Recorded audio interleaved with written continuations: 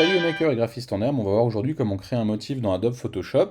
Et l'été arrive, donc c'est propice à prendre tout ce que vous voulez en photo, des chiens, des chats, à créer des motifs avec, ou que sais-je, n'importe quel objet, et des végétaux. Donc comme ça, vous pourrez avoir votre propre bibliothèque de textures. Ici, j'ai utilisé une image qui vient du site Unsplash.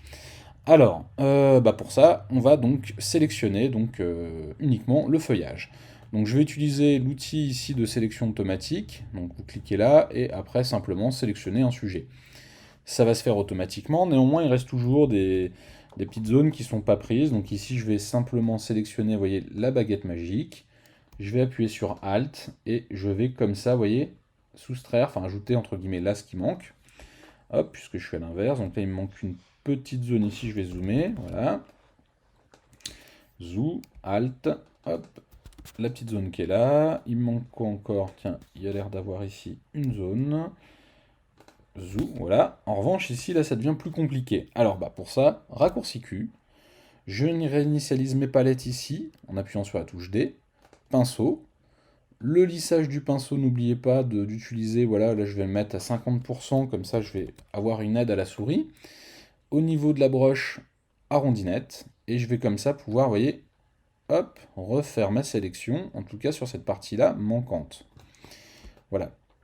Et ensuite, enfin plutôt à ajouter, et ici donc la partie manquante là, je vais appuyer sur X, le blanc va passer au-dessus du noir, donc le blanc va me permettre tout simplement de soustraire, de désélectionner.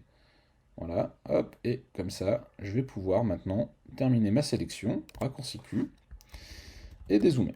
Alors, ce que je vais faire ici, c'est un copier-coller. Voilà, donc j'ai un nouveau calque. Le calque du dessous, je le vire, j'en ai plus besoin. Et maintenant, ce que je voudrais, c'est faire un rognage de façon à n'avoir que les pixels utilisés dans l'image. Image, pardon. Rognage, pixel transparent, ça suffit. Vérifier qu'ici tout soit coché. OK. Alors, moi, je vais utiliser un motif. Donc, du coup, il faut que mon image, entre guillemets, de destination, elle soit plus grande que le motif. Donc, c'est-à-dire que mon motif va être plus petit que l'image de destination. Donc, ici, je vais réduire la taille de mon image volontairement. Je vais aller dans taille de l'image et je vais ici tout simplement réduire. Donc, je vais la passer à 500 pixels. Je vais faire OK. Voilà. Alors, je zoome, là je suis à 100%, vous voyez l'image est plus petite. Alors maintenant je peux faire directement édition et on va créer donc notre motif, utiliser comme motif. Et je vais l'appeler leaf1. Leaf1. OK. Une fois que c'est fait, et bien maintenant je vais pouvoir créer un nouveau document et utiliser tout simplement ce motif. Alors ici je vais utiliser un document qui fait 1600 par 1200, on n'est pas obligé d'utiliser un carré. Et je vais donc appliquer mon motif. Donc je vais l'appliquer, donc le cadenas, je clique dessus ici, comme ça je retransforme le fond en calque. Je crée un calque transparent. Je vais dans édition et je vais sur remplir. Normalement, vous, il y a des chances que vous ayez, si vous n'avez jamais utilisé la fonction, couleur de premier plan ou autre, vous cliquez sur motif. Ici, dans script, vous pourrez utiliser remplissage aléatoire, et si vous êtes sur un fond transparent, vous décochez conserver les zones transparentes.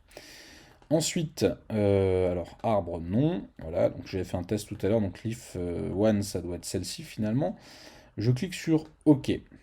Alors ici, une fenêtre de paramètres s'ouvre et on voit qu'il y a, alors densité. Densité c'est quoi? Donc là je vais le réduire par exemple à 2. Là j'ai mis 52, je me suis trompé.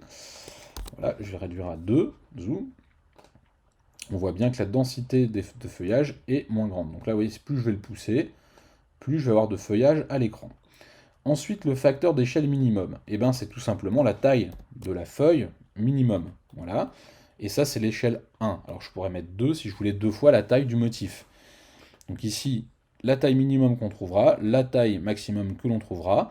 Alors, l'avantage, c'est que ça va faire varier la taille du feuillage, donc ça va donner un côté plus réaliste. Ensuite, faire pivoter le motif. Voilà, tout simplement. Ça va permettre de le mettre de manière aléatoire. Caractère de la couleur, eh bien, si je le pousse trop, je vais bousiller toutes les couleurs, mais si je joue avec, ça va me permettre de créer un petit effet de profondeur. Tout simplement, vous voyez, ça va assombrir un petit peu. Caractère de la luminosité, pareil. Vous voyez, si je l'enlève, on est un peu à plat. Si je le relève, on vient avoir un peu de profondeur. Alors, c'est une simulation, bien sûr. Et là, je clique sur OK. Et là, on voit que c'est rempli. Alors, bien sûr, on peut améliorer l'effet, c'est-à-dire qu'ici, on voit bien que finalement c'est pas suffisamment dense, et bien pour ça je peux cliquer directement sur plus, hop, je crée un nouveau calque, je reprends ma sélection remplir, hop, voilà, et ici je vais pouvoir pousser ce facteur-là. Je peux jouer par exemple ici avec un facteur de 0,24, 0,26, voilà, je vais agrandir encore un petit peu, enfin le minimum. Ok, là on est bon, bon, allez, voyons voir ce que se passe, voilà, hop, c'est rempli. Donc on voit bien entre le premier et le deuxième, on a bien un remplissage différent, voilà. Et on va pouvoir comme ça, vous voyez, superposer tout simplement celui qui est moins rempli avec celui qui est plus rempli. Vous pouvez vous amuser également à ajouter, si vous le souhaitez, une ombre portée. Voilà, on va cliquer dessus, zou. Alors là, je vais mettre en mode normal. On va se décaler un peu. Je vais lui mettre un angle. La distance, bon, on voit, alors je sais pas si vous le voyez ici, là, dans les petites zones de transparence, on peut, vous voyez, si je joue avec la distance, on voit bien le décalage. En tout cas, il sera plutôt important de le jouer avec. Hop, voilà. Glossy, c'est bon, taille, c'est bon. Ok, et je peux faire la même chose, par exemple, sur ce calque-là, ombre portée, zou. Là, par contre, je vais jouer avec une distance un peu plus faible. Voilà. Hop. Ok. Voilà. Du coup, bah, j'ai créé un motif et maintenant, je peux même aplatir mon image et l'utiliser comme fond pour un wallpaper ou tout simplement l'utiliser dans une illustration. Eh bien écoutez, j'espère que ce petit tuto vous aura plu et j'espère voir plein de motifs, je sais pas, de chats, de feuillage ou autres bientôt sur le réseau grâce à moi, je l'espère.